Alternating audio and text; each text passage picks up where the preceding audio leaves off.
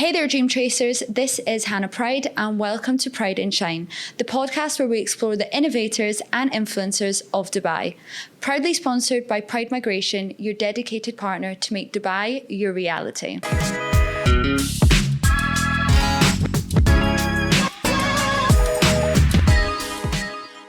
Welcome to the podcast, Vicky. How are we? Thank you. Yeah, I'm all good. Thanks. How are you? I'm great. So for people that don't know, Vicky is the co-founder of Close Pro, which is a training academy and sales agency for high ticket closers solely online. And what she has done over the last, few years you've been in it, but really in the last 6 to 8 months, you've really overtaken the industry, and all your videos I see all the time, and I just cannot wait to get on and discuss what you actually do and how people can get into it.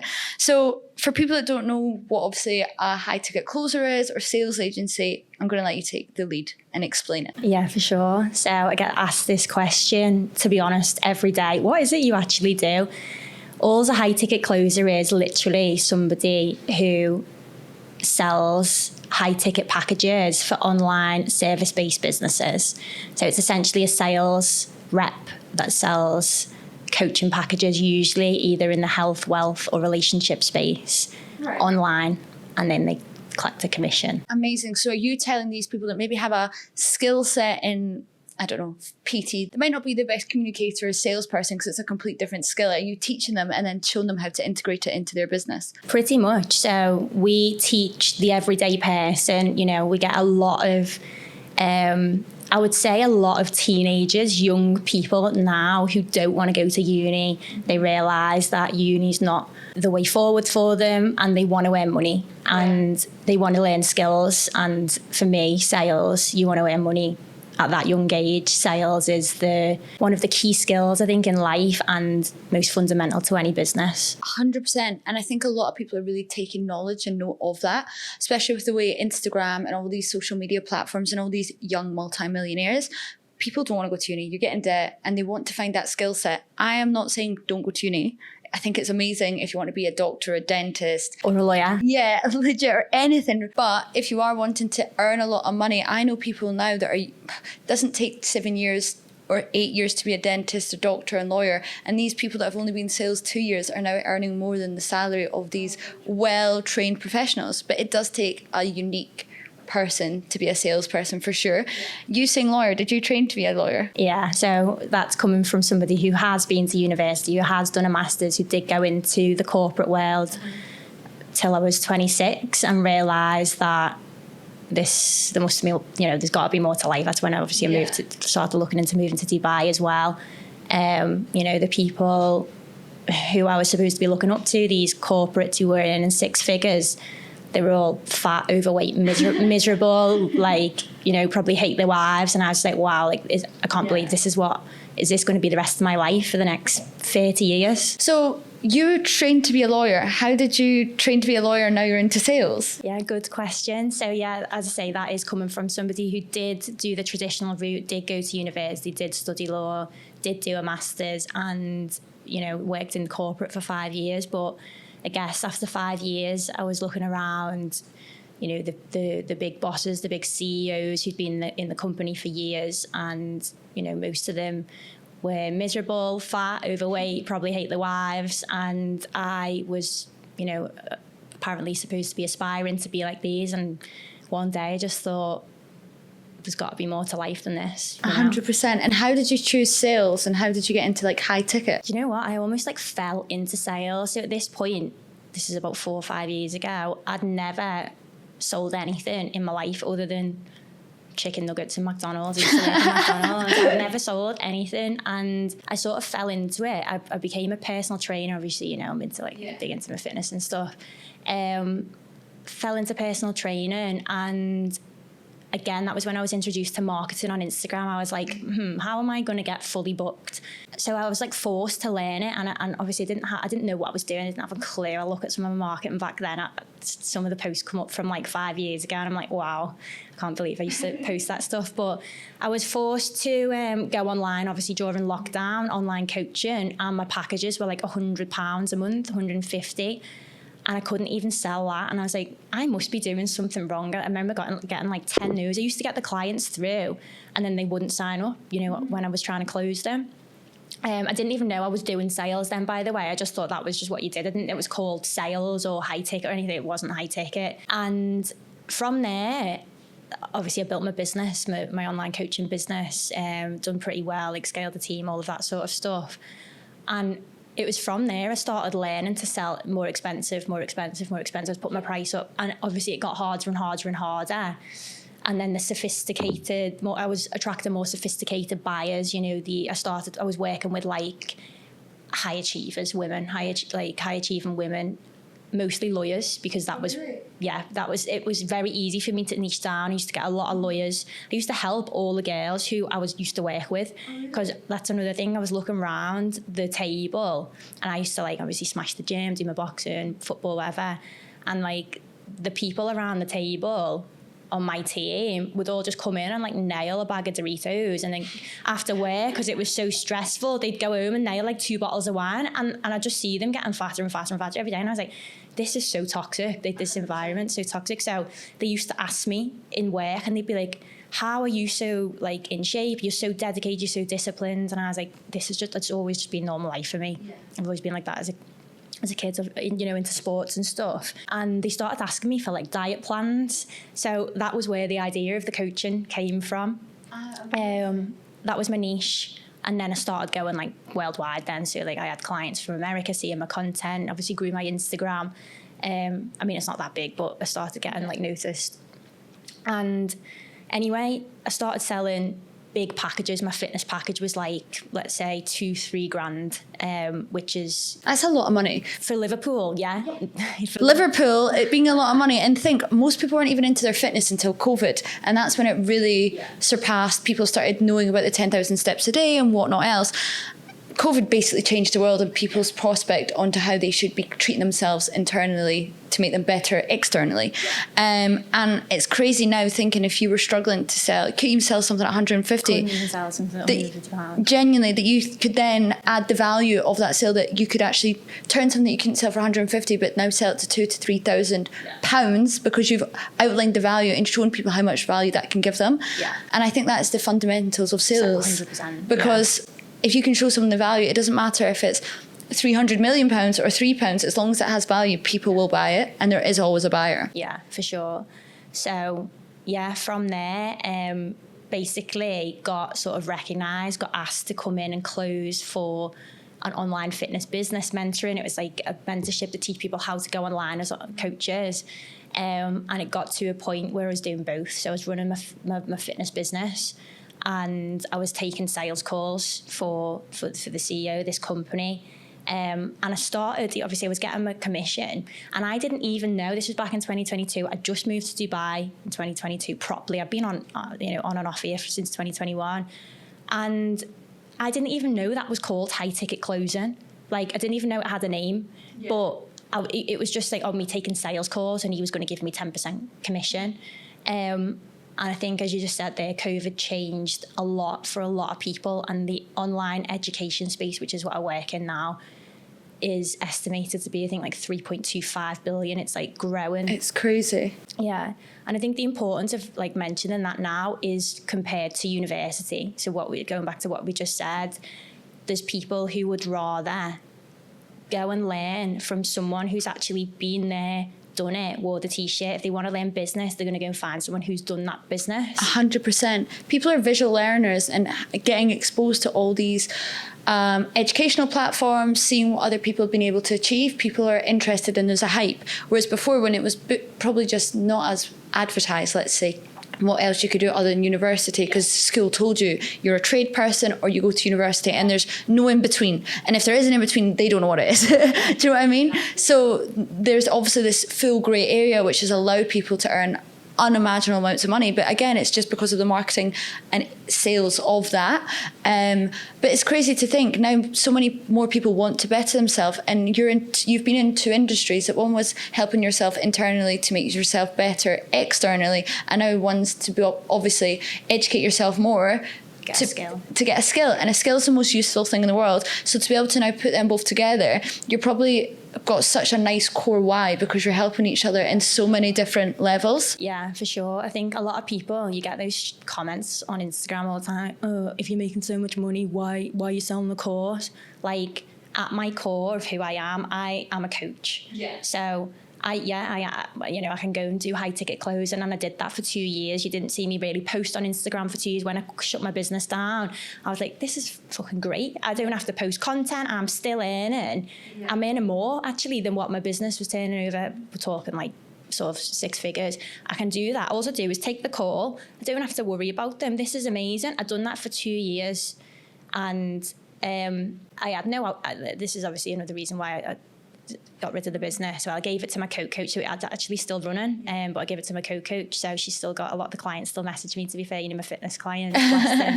But I was earning the same money. I'm not now paying tax because I'm living here, and I've got no expenses because I've got no staff to pay, I've got no marketing, I'm not doing Instagram, I'm not doing podcasts, I'm not doing anything. I thought, this is great. Oh my God, anyway, soon, obviously after doing that for 2 years, there was a lot of people poaching me, like, we've heard you doing sales for this person, we've heard you're really good, your close rate's good. And it's, as I say, it's something that I did sort of had to learn myself. Yeah. Invested in courses, sales courses and stuff myself. And I got bored of just being a closer, to be honest. Going back to what you said, that you closed in the business, a lot of people don't understand or even realise how much work goes into running a business. And my goodness, you can say, oh, it's amazing, you get the limelight and the knowledge and recognition. But as you said, you got to take that breath of fresh air, being like, I don't have to think of tax, employees, podcast, marketing, this, that, and the next thing. It's not just meeting the client. And sometimes it blows your head. Like, this week for me, for instance, it's been absolute whirlwind, and nothing's 2 days the same because I'm trying to cram everything in, because I'm trying to spread myself into every area of business.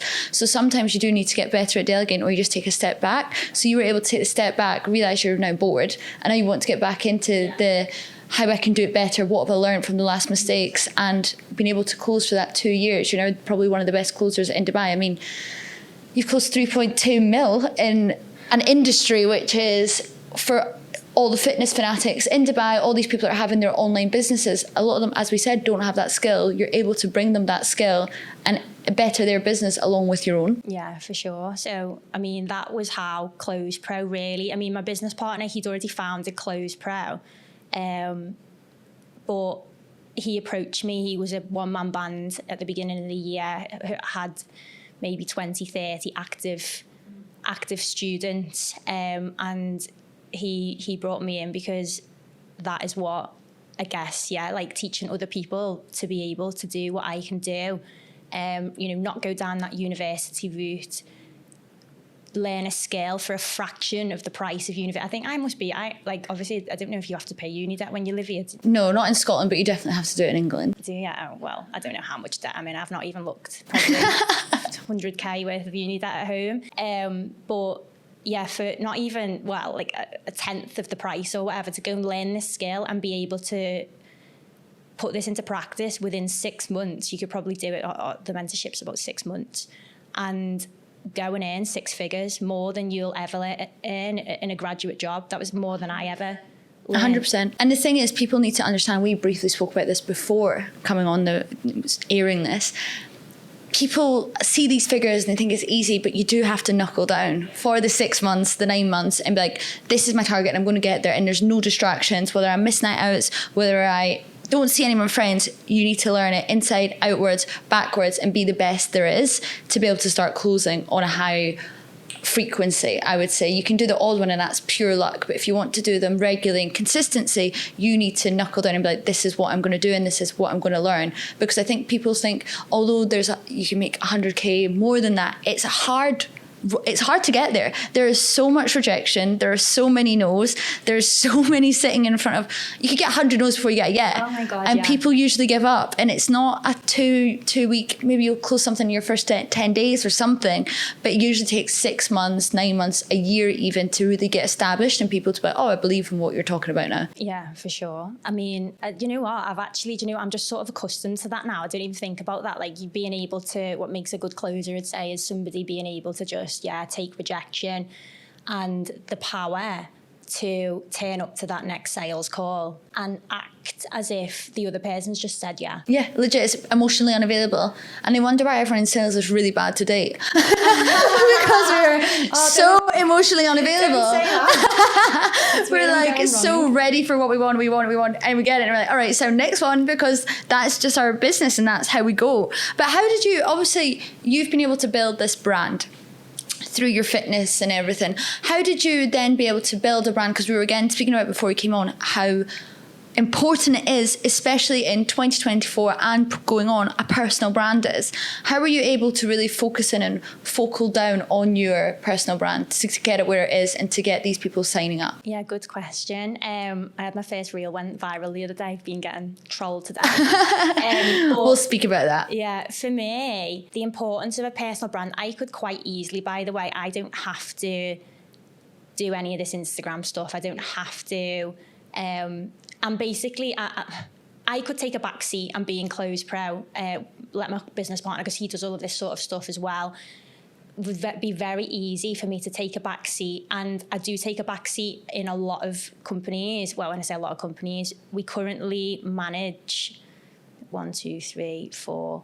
So Close Pro manage, there's four seven-figure businesses in the online space that we manage their sales team for. I take a percentage of some of the biggest names in the industry, I'm not going to mention.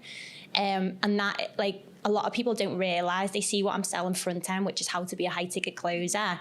But what they don't see what I'm doing back end is actually I'm inside these companies. These companies come to me because of my personal brand, because of who I am.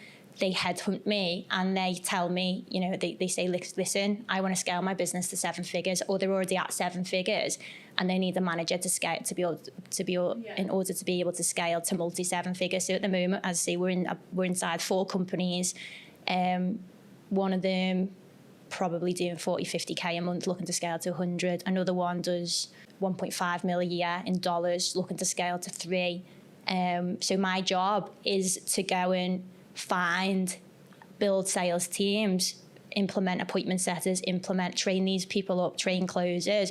Where do I find these people? Funny enough, I've got them in the Close Pro Academy. Ah, really? So this is how we're able to provide these opportunities. We do guarantee, placements, like we say on the front end. If you come learn high ticket sales. If you're good, you pass your role, please, we'll guarantee you a placement. Oh, that's really good then. The reason we're able to guarantee these people a placement is because, as I say, some of the biggest names, I've been in the industry, as I say, for 4 years, some of the biggest names, influencers, I can probably tell your names and you'll know them, are in my inbox at the moment, asking me for setters, asking me for closers. When these people want good salespeople, when these people want good appointment setters, they know they've been trained well by us.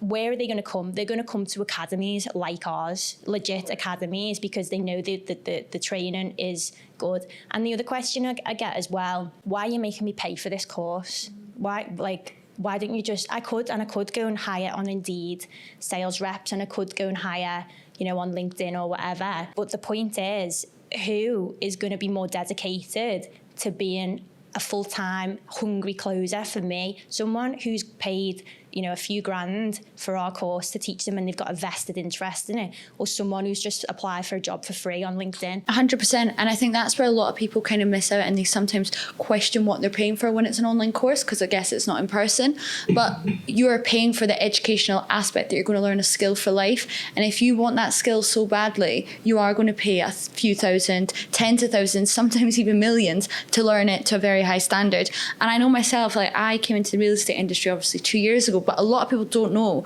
that 4 years ago, COVID just COVID time, I actually paid to be a part of a real estate company in the UK.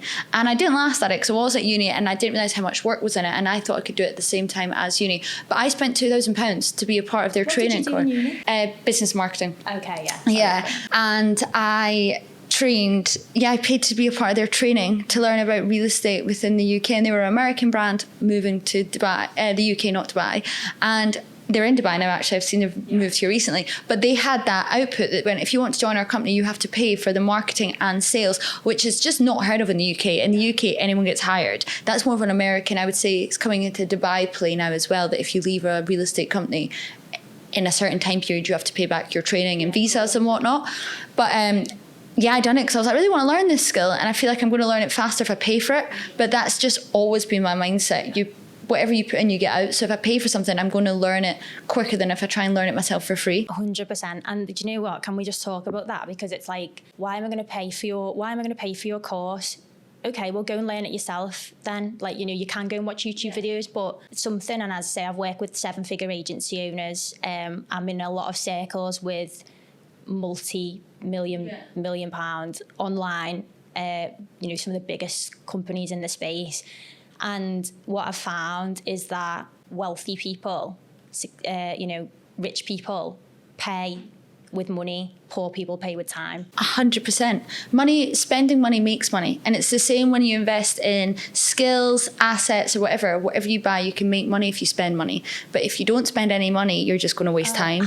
Do you know how much I've spent on mentorship courses? Like, I don't know if I've talked about this before, but I reckon I've probably spent like 50, 60K in the past 4 years on mentorships courses. And I don't think that's anything. Like when I speak to these 7-figure, one of the managers of the companies that I manage at the moment, she spends 100 grand a year on mentorship. Most people do. Most people, especially we've had on a podcast, have life coaches, business coaches, training coaches, sports they have something for every day of the week. They'll have more coaches than there are day in the weeks in some cases, but all these people that I and you have met, they pay for it because they see the value. And the thing is, a lot of really rich and wealthy people only work on an introductory basis. So if you're paying to go to these courses, to go to these, get these skill sets, be at these networking events, you could meet someone in there that will introduce you. It might not be that person you meet there, but they could introduce you to someone that's going to change your life. And a lot of people miss that. A lot of people think, I'm not going to pay because I don't need to pay it. But even if you learn nothing at that course, there could be someone in that room that could change your life. And that's what people miss. It's not always about what you're learning there and then. It's who you meet, it's your network, it's everything from that course consultation, and that's what the biggest misperception is. People think, I know how to train in the gym. I know how to do business. Why would I? But they don't realize you're paying to be their friend, and to pay to be their friend, they're going to give you their network. 100%. That's so true. And I think that is a massive pillar of the Close Pro Academy. You are getting taught this skill to a really high standard. That is what you're paying for, yes, but you're also paying for my network, for Connor's network. He's been in this industry, that's my business partner, for a long time, and to be in these circles. So funny enough, when these 7-figure companies, they need a closer, where are they going to go? Are they going to go to Instagram and hire someone on Instagram? Are they going to, I get cold DMs all the time. Vicky, are you looking for a setter? Vicky, are you looking for a closer? They just get ignored. Yeah. Because, how do I know? I want someone who I know who is invested in themselves. And even I just think that, the fact they're willing to take that risk. How can you sell a program trying to convince someone to invest in themselves if you've never done it yourself? Legit. And I laugh again, it's come back to this real estate course I paid for. I paid for the real estate course absolutely skint. I put me into an overdraft. I paid for it and I was like, I'm going to earn the money back. And I think that's another thing. If you're paying for something that a lot of people, when they pay for their first few courses, some people pay for courses and can't afford to go on holiday, or pay for coaches and then don't eat as well because they're paying for someone that's going to add value and better their life. a lot of people don't think that. They would rather go and party at the weekend, or they would rather go do X, Y, and Z than pay for that person that's going to speed up their development. And that's where people miss their perception. They're too busy thinking, oh, well, my gran would say they cut off the hand that feeds them. Because if you're going to invest in yourself that's going to feed you to make you more money, you're going to get there 10 times better than you paying to eat at a nice restaurant or to go party, because you're just going to put on weight and not meet the right people. Like, when, I don't know what, I know obviously you've been away this summer, but like, when's the last time you've seen me out? No, you're never out. I said that to Vicky when I met her. I was like, I'm not seeing you in bloody ages. Getting into conversation, I'm like, you've changed a lot in a lot of 6 to 8 months, and I've seen you minorly. And I'd say we've both done that this year, when I've said to you, like, you have to knuckle down. There's a point people are like, I've not seen you in ages, what have you been doing? And then all of a sudden you level up in life, because it has to be like blood, grit, sweat, tears. I'm getting there, I know what I want, and there's no distractions. And I do think that's where people miss. They don't get to where they want because they don't put the work. They don't nail in. They don't dial in, or as the boys would call it, the econ boys, dial in. They're like dialing in. But yeah, you need to, especially to learn what you need to learn. It's dial right the way in. When it comes to obviously your branding, and obviously you're now getting the outreach, and that's the best thing when it comes to this social brand. Let's speak about the trolling that you've had this week, because it's been crazy. So yeah. Do you know what? So yeah, obviously my first reel went viral. It was about ADHD, talking about ADHD and like I'm unemployable. And wow, the comments on there, some of them, I think it's mostly men, I'll be honest. In fact, I think every single one of them is a man out of all the 150 comments on there, saying that ADHD is just a buzzword, it's not real, it's just me being lazy. But I obviously laugh at that because they've obviously not looked at the rest of my profile. A lot of people, there was one comment in particular that I remember, which was about, I wouldn't survive in the 80s because I've got no work ethic. And you know what? That is so true. Like, I am actually, I know what you're saying there about dialing in, but yeah, great. Like, I am the laziest person ever. I sit at my desk, I take sales calls all day, I don't leave the apartment, I go to the apartment gym. Like, if I had to go to work in the 80s, yeah, you're probably right. And I think the point I'm trying to make here is like what we just said, yes, you have to dedicate at least, 6 months, 12 months. If you can just dial in, you can get the results you're looking for. But with the internet, the power of the internet, the power of Instagram now, you can get to where you want to be in 6 months. You don't have to take 20 years, like some of the other comments were, oh, I've been in sales for 20 years and you're not an expert, you haven't got a clue.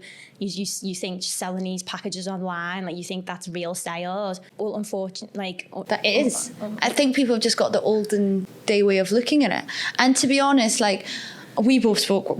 I've not been diagnosed. Have you been diagnosed with ADHD? Yeah, so you've been diagnosed. I've not been, but I think everyone that meets me, and I think every teacher that's ever taught me has been like, "You've got ADHD. I cannot sit still." I was like, I need a cup because I will fidget. I need to hold something.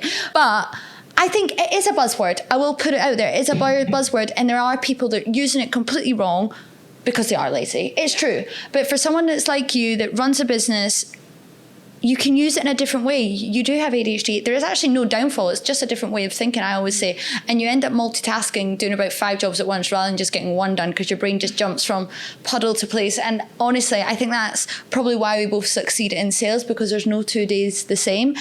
We were speaking before that I'd done an internship, 4 years ago for Tom Ford, and I couldn't even finish it because they were asking me to do the same thing every single day, and my brain does not work like that. You're not a robot. Yeah, I'm not a robot, and I don't give a fuck. Like, they were like, check the pictures and Selfridges and Harvey Nicks of our new products every day and write. And I was like, nah, I'm done. Like, thanks for the opportunity, but this isn't for me. And now I'm in a job that this morning I met with a client, then I was on a Zoom call. I can't believe this is work, by the way. Yeah, Can you believe having a chat with me, mate, is work? Yeah, like, it's all work. And that's, for us, it goes back again to if you went for self-development consultation, someone could tell you quite quickly, your skill set is or are X, Y, Z, and this is what you should do as a role. I was diagnosed with dyslexia at like 4 years old, so young, so young. From a young age, I was telling you, they're like, you're not good at that, so you're not doing this. This is how you work to deadlines, you don't work to do the same thing. So even how I was given homework, how I was given tasks, how I was taught was completely different to most people in the room, because they understood what I was good at, the strengths and the weaknesses. So as soon as I went to university, as soon as I've done a job, I've said to people, I'm shit at reading, I'm shit at spelling, I'm great at chatting, and I'm great at running around. So just ask me to do all the different jobs. I've got really good work ethic. But if you tell me and sit me in front of a computer and ask me to do an input of numbers for 12 hours, there'll be 20,000 mistakes.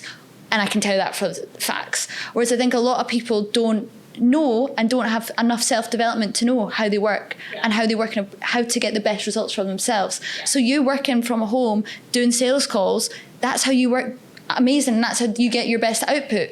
If you were into an office, would you get your best output? I don't think I could go back to an office ever, to be honest. Yeah. I don't know, maybe one day ever go back to my law career, but no, I don't think, office 9-5 is not for me. Obviously, we travel a lot, isn't it? I don't know if your job's is your job remote? Not really. Like, I love sitting in an office, but again, that's me, ADHD, what's everyone up to, want to have a little chat, blah, blah, blah, like, can move around. So I love it. I did used to do remote working the only time I've ever sat in an office is when I've had an internship. And I've had an accounts internship, I've had a sales e-commerce internship, and I've actually hated them. And I've had so many mistakes. But looking back, why was there mistakes? I was doing the same thing every single day. When you put me in a role that 45 minutes of concentration and in a complete change of background, scenery, different people, it's like a reset, but that's how I know how I like to work. So even if I go home and work, I can only work in my house for like an hour or 2 hours, or a cafe, and then I have to move. Then I have to move. But that's just because I know how I work.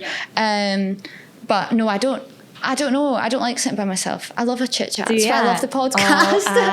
No, it is quite lonely, to be fair. Like, that's the one thing of high ticket sales. It is quite lonely. I mean, I am speaking to people all day, every day about their problems.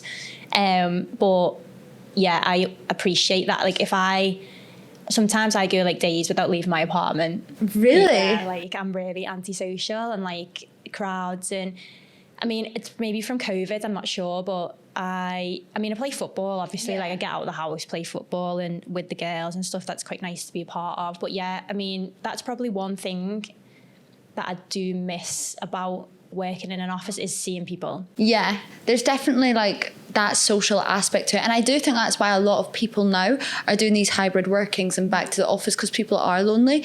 And it's funny that you've just said this. Salespeople are always good at finding people's problems. So obviously you're sitting in an environment, you're just looking for problems to fix. Yeah. So that's why I personally think sales can be lonely, because you're navigating someone else's problem. And what do they say? A problem half is a problem shared. So then it becomes your problem, and it's in your head until you fix it. Yeah. And that's just a part of being a salesperson, and that's why I personally think sales can get lonely. Yeah. But it's absolutely wild. And how have the trolls affected you personally? Because this whole trolling stuff, it needs to stop. It does. It's never going to stop that. I know, but people are addicted to it because they're lonely and bored and sad. I would never even think to comment on someone unless I know them personally. Exactly, because I wouldn't even think. Like, that's what I mean. Like, it's like I can't in my whole life. I don't think I've ever commented something nasty, or even just like an opinion. Neither have I. On someone's post. And if you go through all of the comments and you click on their profiles, they're like, you can just tell they're nothing. Yeah, they're not doing anything with their lives. And I just think it's quite sad, really. I look at all of these mentors who I'm around, like, you know, the 7-figure agency owners, the 7-figure business owners, even the 6-figure ones that we work with. Would they ever take their time to go and comment on a girl's? Like imagine if my brother done that to a girl, or my dad commented on a young girl's post. Like, some of these fellas are like, it's in their bio, like 1984. So what's that? 10 years older than me. For middle-aged men. No, genuinely middle-aged men. I just find it crazy. I would never ever in my life think to comment even something negative. And it's good what you said there about these successful people. I always say in life, successful people want to see you do better, and they want the people around them to do better. People that are jealous of you will do everything in spite and in power to bring you down, because they are so rife with jealousy, and they cannot see how your life is better than theirs, and they don't understand. They only see the good life. So they want to do everything in their power just to put their negative and bad energy. But if you're working with all these really successful, I promise you they'll help you in every way, shape and form possible. Yeah. Because they've got so much, they don't give a fuck what they're spending, how they've done it. They just know someone helped them, and it always resonates with them. Like, I don't care what anyone says, a successful person has been helped in many ways, shapes and form, and they just return the favour. Exactly, giving back. And that's 100%. Going back to what you said before about why, like, if you make so much money, why are you selling the course? Like, it is about, for me, it is about giving back, and there's nothing better for me seeing, you know, people who reach out to me, and they ask for help, and let's say they do come onto the mentorship, and when they get placed and they make their first sale, and they're like, and they do leave that toxic job, and they're like, wow, you know, one of our clients' students moved to Mexico. She wanted to work remotely. It's another reason people get into, because it is remote.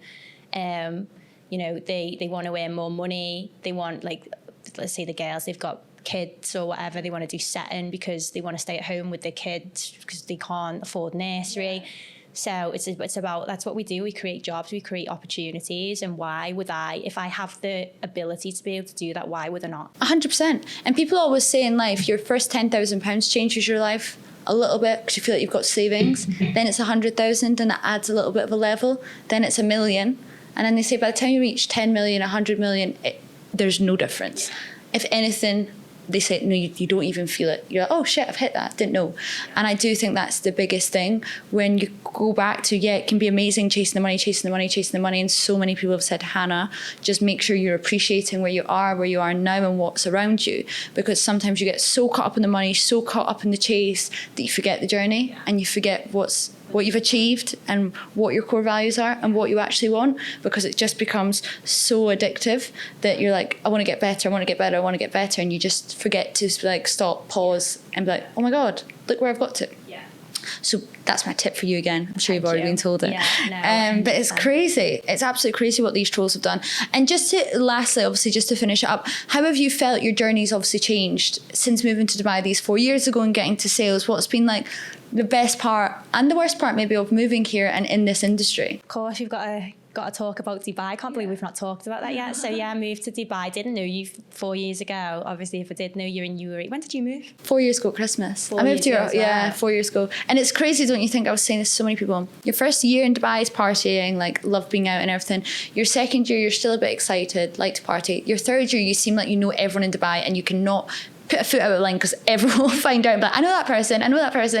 And in your fourth year, you're like, it's like a school. It's like you've matured and most of your friends start going in relationships, and it's like everyone breaks off. Still 24, 25, yeah. I came over at 21. I was lucky. I came over really, really young, and I rode the wave, but it's made me mature so much easier. I feel like you're so mature. Yeah, I feel like that's because the people I'm around, all my friends are older, all the people I do business with are older, and Dubai speeds that up. 100%. It's definitely, I've learned more here in the last 4 years, specifically in the last 2 years, I would really, really say, but than I've ever learned. I was at high school for 4.5 years, 5 years, I don't know, and then uni for 4 years, and this is the most I've ever learned with hands-on, and it's just like pinged me like so fast. But you'll be the same. Yeah, I would say Dubai it's not for the faint-hearted.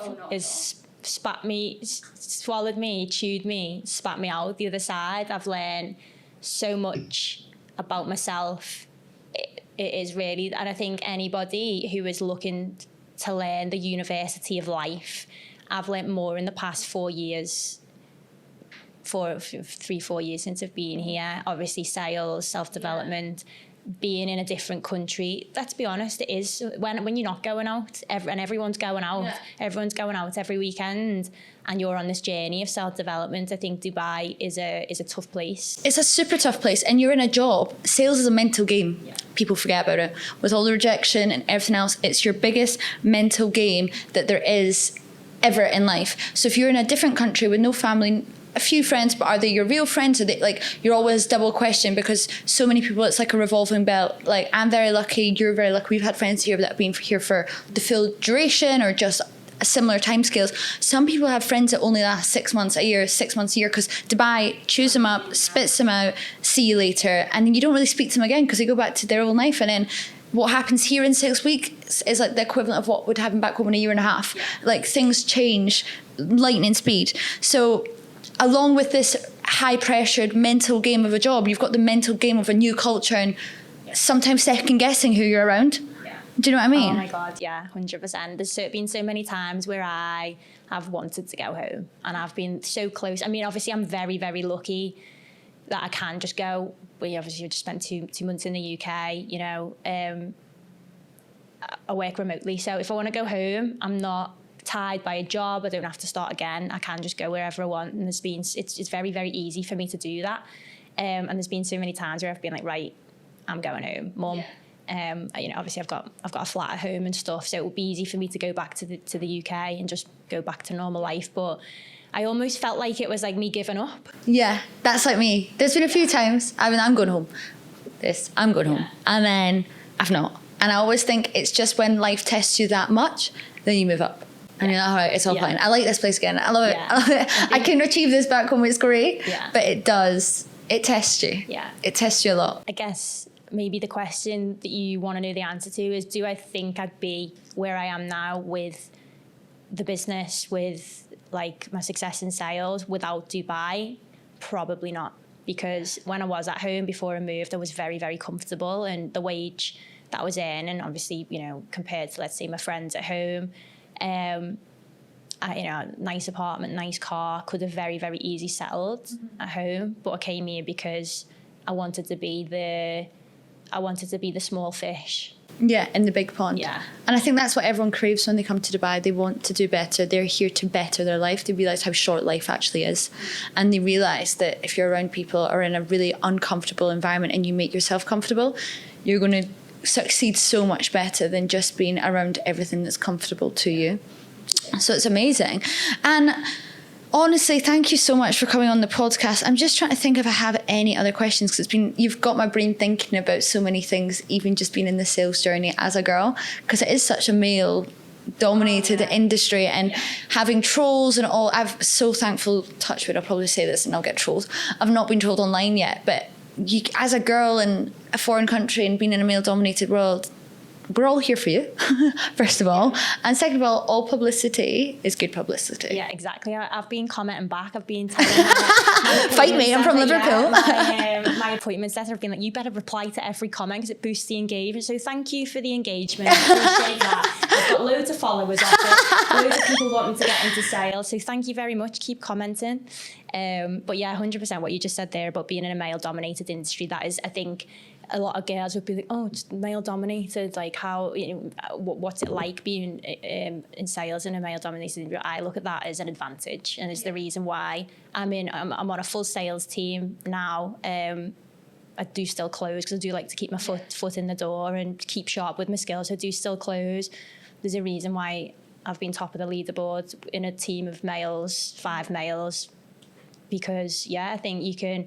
A woman would probably rather speak to a woman and be sold by a woman, and a man, you just make them feel like, oh, it's okay if you can't afford it, no worries. And then they're like, get them on that back foot, flirt with them, bring them back in, bye. Oh, it's no worries if you can't afford it. And they're like, no, they're going to go find the fucking money. You know what I mean? 'Cause they feel embarrassed, you know. 100%. So well, thank you very much for having me. It's been a pleasure. Amazing. Thank you again so much for coming, and I look forward to seeing you how fast this all proceeds and grows over the next few months again, because you've done amazing, Vicky. Absolutely amazing. And you as well. I know you've just bought a lovely new car. You can edit that out. Thank you.